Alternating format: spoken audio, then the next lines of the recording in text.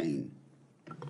Thank you, Mr. Hegseth. I'm looking forward to this opportunity to talk. I want to return to the incident that you referenced a minute ago that occurred in Monterey, California in October 2017. At that time, you were still married to your second wife, correct?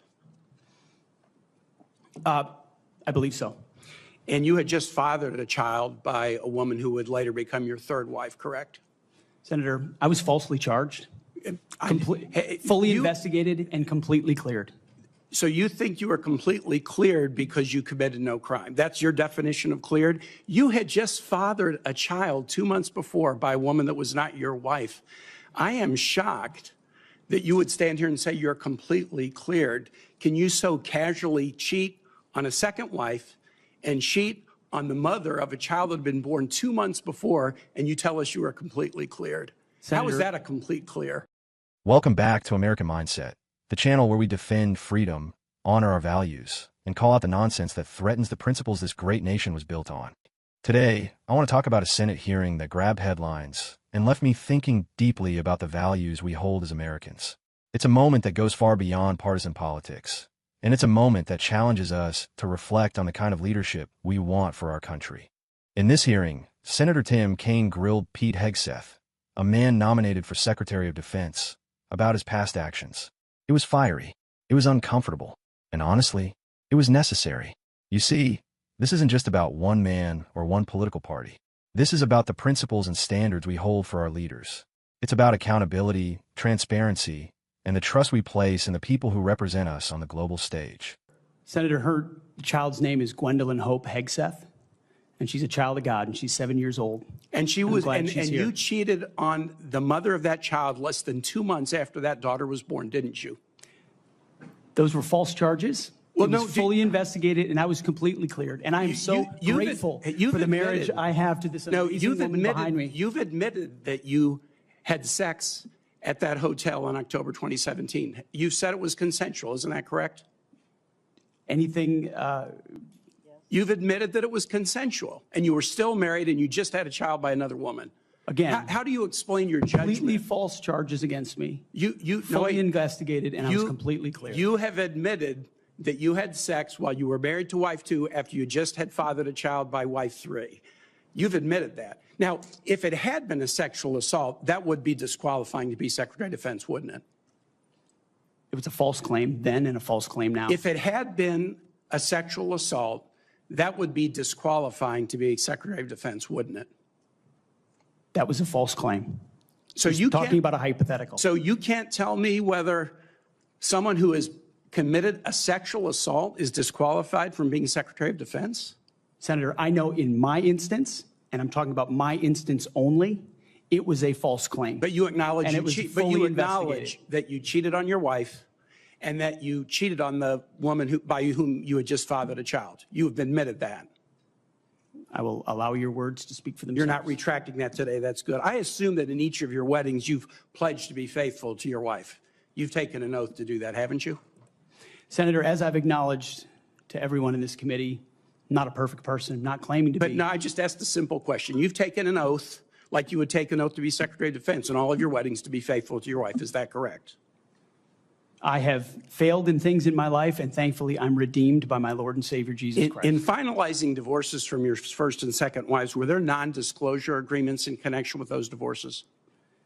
Senator, not that I'm aware of. If there were, would you agree to release those first and second wives from any confidentiality agreement? Senator, it's not something I'm aware of. But if there were, you would agree to release them from a confidentiality agreement? Senator, that's not my responsibility. Did you ever engage in any acts of physical violence against any of your wives? Senator, absolutely not. But you would agree with me that if someone had committed physical violence against a spouse, that would be disqualifying to serve as Secretary of Defense, correct? Senator, absolutely not have I ever done that. You would agree that that would be a disqualifying offense, would you not? Senator, you're talking about a hypothetical. I don't think it's a hypothetical. Violence against spouses occurs every day.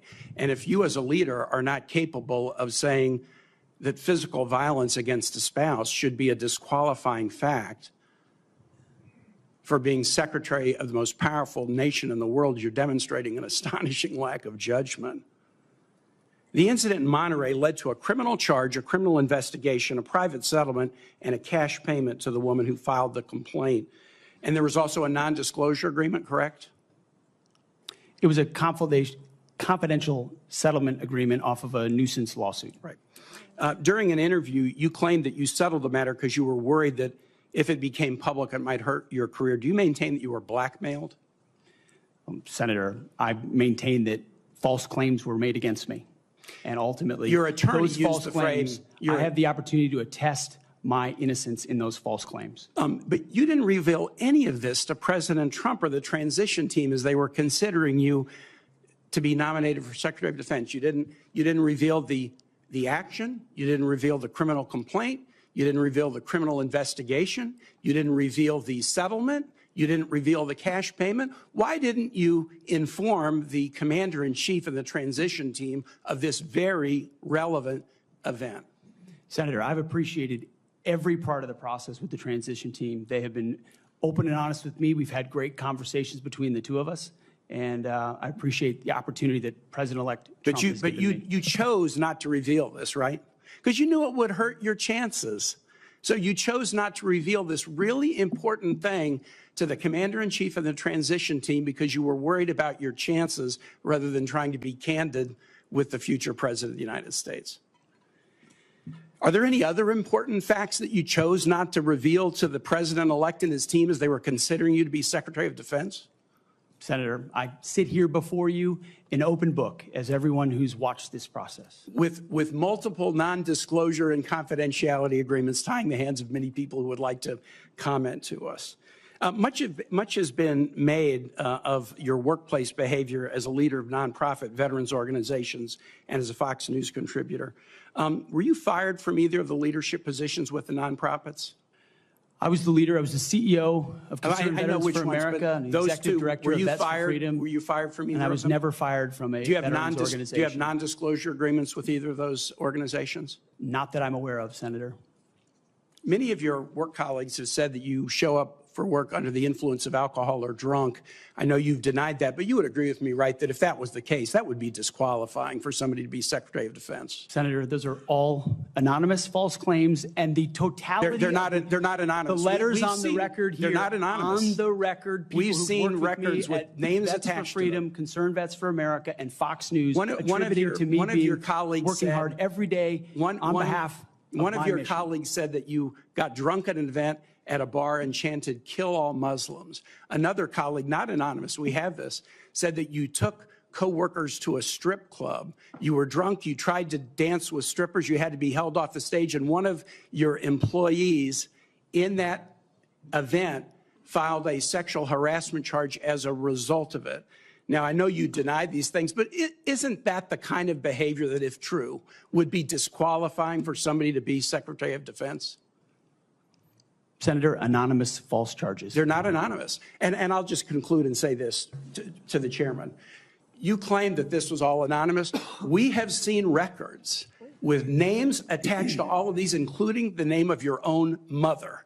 So don't make this into some anonymous press thing. We have seen multiple names of colleagues consistently throughout your career that have talked about your abusive actions, Chairman, attitudes, I think he's words, over and his time. statements He's to way women. over his time. I now yield.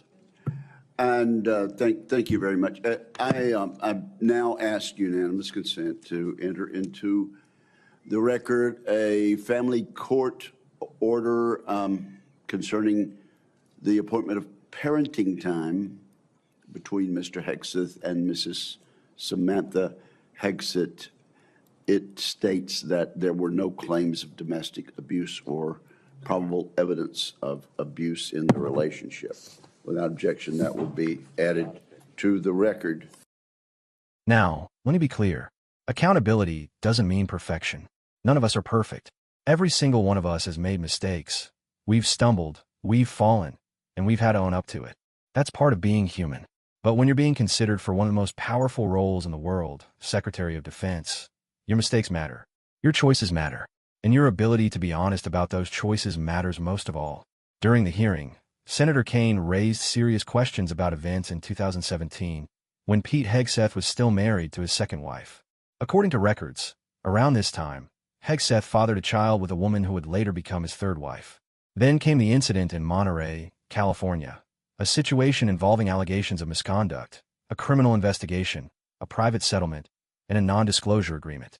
Now, Hegseth insists he was falsely accused, fully investigated, and completely cleared. But here's the question: should we, the American people, know more about what happened before someone takes on such a crucial role? Let's step back for a moment. Imagine you're interviewing someone for a job, any job. You want to know about their qualifications, sure, but wouldn't you also want to know about their character, their decision-making, their ability to lead under pressure? Now multiply that by 1,000,000, because we're not just talking about any job. We're talking about the Secretary of Defense, the person responsible for overseeing our military, protecting our homeland, and upholding our values around the world. Here's the thing: holding our leaders accountable isn't about attacking them. It's not about tearing people down or playing gotcha games. It's about making sure the people in power are worthy of the trust we place in them. That's not a Democratic issue. That's not a Republican issue. That's a human issue. And as Americans, it's something we should all care about, no matter which side of the aisle we're on. Our Constitution starts with 3 powerful words: we the people. Those words remind us that power doesn't come from the top down. It comes from the bottom up. It comes from us. And it's our job to hold our leaders accountable, not just for their policy decisions, but for their integrity. Because integrity isn't just a buzzword. It's the foundation of trust. And without trust, leadership falls apart. At the end of the day, this isn't about Pete Hegseth or Tim Kaine. It's about us. It's about whether we're willing to ask tough questions, even when they make us uncomfortable. It's about whether we're willing to put principles before partisanship. And it's about coming together, right, left, and center, to demand better from our leaders and from ourselves. Now, I know some of you might be thinking, why does this matter? Why dig into someone's personal life? And that's a fair question. But here's my take. When you hold one of the highest offices in the land, your personal choices ripple out into the world. They set the tone for your leadership. They reflect the values you'll bring to the job. And they show us, the people, whether you're someone we can trust to lead with honor and integrity. During the hearing, Hegseth denied many of the allegations against him. He called them false claims. But Senator Kaine pushed back, pointing out that some of these claims weren't anonymous. He even cited records with names attached, names of people who worked alongside Hegseth and witnessed his behavior firsthand. Now, here's the key question. When we hear conflicting stories like this, how do we get to the truth? And how do we make sure that truth guides our decisions? So let me ask you this. What do you think? Shouldn't transparency and accountability be the bedrock of public service? Shouldn't our leaders be honest with us and with themselves? And shouldn't we demand these standards from everyone in power, no matter what party they belong to?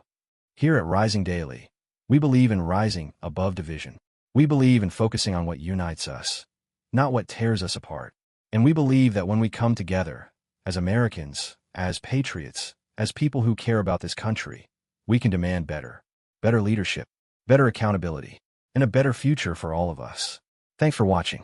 If this message resonates with you, hit that like button, subscribe to the channel, and share this video with someone who believes in the power of unity and accountability.